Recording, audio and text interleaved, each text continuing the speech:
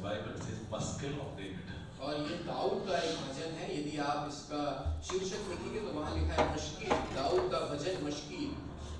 Mashkil is something that is used for instruction and for teaching about life.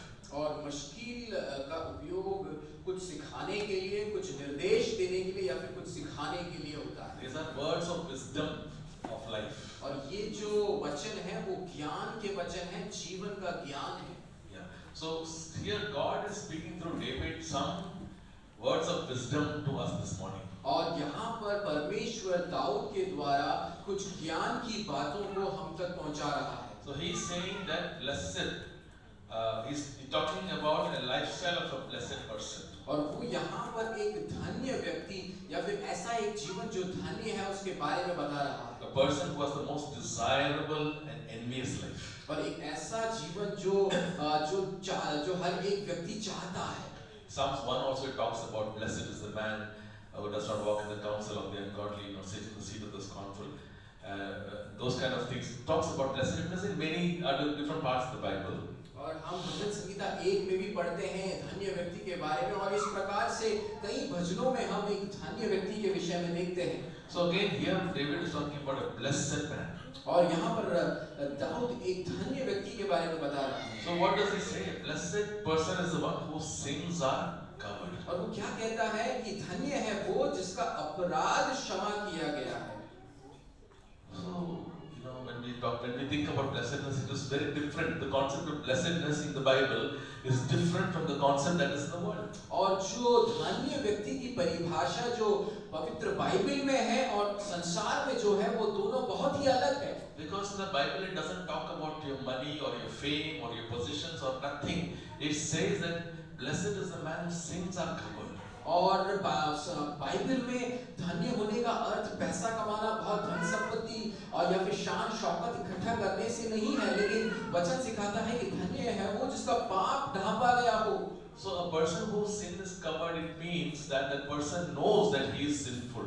और कहने का अर्थ ये है कि जिस व्यक्ति का पाप ढांप लिया गया है वो व्यक्ति खुद ही पहले समझता था कि वो एक पापी व्यक्ति है. And he knows that, or she knows that they need forgiveness of sins, and they know that they are flawed, and they know that they have problems and deep-seated issues in their life, and so they're asking the Lord to forgive them. और वो इस बात को पहचानता है वो व्यक्ति कि उसके अंदर कहीं ना कहीं गहराई में बहुत सारे पाप हैं, बहुत सारे कलंक हैं, बहुत सारी ऐसी बातें हैं जिसके लिए उसको उस परमेश्वर के पास से क्षमा की जरूरत है. Yeah, so the person knows that I cannot please my Father if I live in that sin, but I need to seek forgiveness from my Father. और वो जानता है कि यदि मैं उस पाप के जीवन में जीऊं तो अपने परमेश्वर को कभी भी संतुष्ट नहीं कर पाऊंगा और उसे उस पाप से क्षमा चाहिए. So you cannot experience a blessed life if you are very religious also. और यदि आप बहुत ही अधिक धर्मी बन जाएं तो भी आप उस धन्य जीवन का अनुभव नहीं कर पाएंगे. Because sometimes we think that we are okay, we are not doing any great big sin or anything like that. तो आप सोच सकते हैं कि हम ठीक तो हैं, हम कोई बहुत बड़ा पाप तो नहीं कर रहे हैं. You feel that you are okay, you are good enough and everything.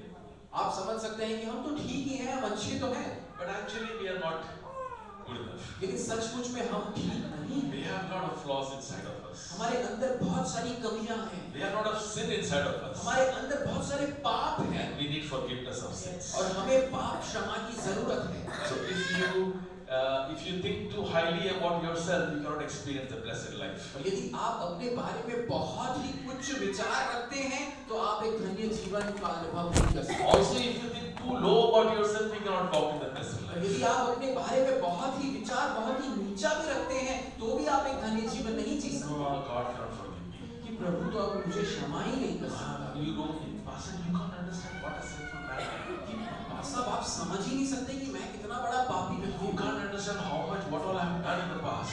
आप सोच भी नहीं सकते कि मैंने क्या कुछ पीछे दिनों में किया है. And even if you have that attitude of your, if you feel that you can't be forgiven, यदि आपको ऐसा लगता है कि आपको पाप क्षमा हो ही नहीं सकता, even then you cannot walk the blessed life. और तब भी आप उस धन्य जीवन में चल नहीं सकते. But our God is able to forgive. लेकिन हमारा परमेश्वर आपको क्षमा कर सकता है। Whatever be our sin, He is a God, good God, He forgives us. चाहे हमारे पाप कुछ भी क्यों ना हो, हमारा परमेश्वर हमें माफ करता है। And when we walk in forgiveness, then we are blessed. और जब हम पाप क्षमा में चलते हैं, तब हम उस धन्य जीवन में चलते हैं। You know, God considers you blessed.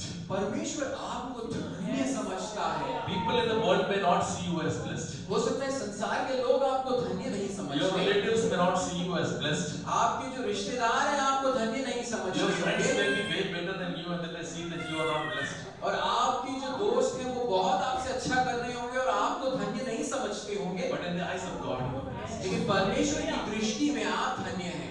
You are the person who is truly blessed. और आप सचमुच ऐसे एक व्यक्ति हैं जो सचमुच में धन्य हैं। If you walk in forgiveness of your sins. यदि आप अपने पाप क्षमा में यदि आप चलते हैं, तो आप धन्य जीवन में चलते हैं।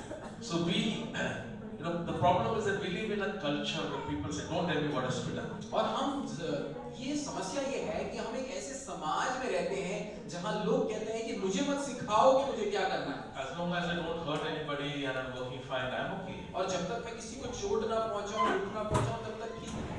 So you know, this is a general understanding that, you know, if we are just not doing any bad to anyone and we are living, minding our own business, then we are okay. और ये सामान्य रूप से लोगों का सोचना है कि यदि हम किसी का बुरा नहीं कर रहे हैं और किसी को चोट नहीं पहुंचा रहे हैं, तो ठीक है, मैं सही हूँ। But that is not what God is talking about here. लेकिन परमेश्वर वो नहीं हमें यहाँ पर सिखा रहा है। So here you see the word sin.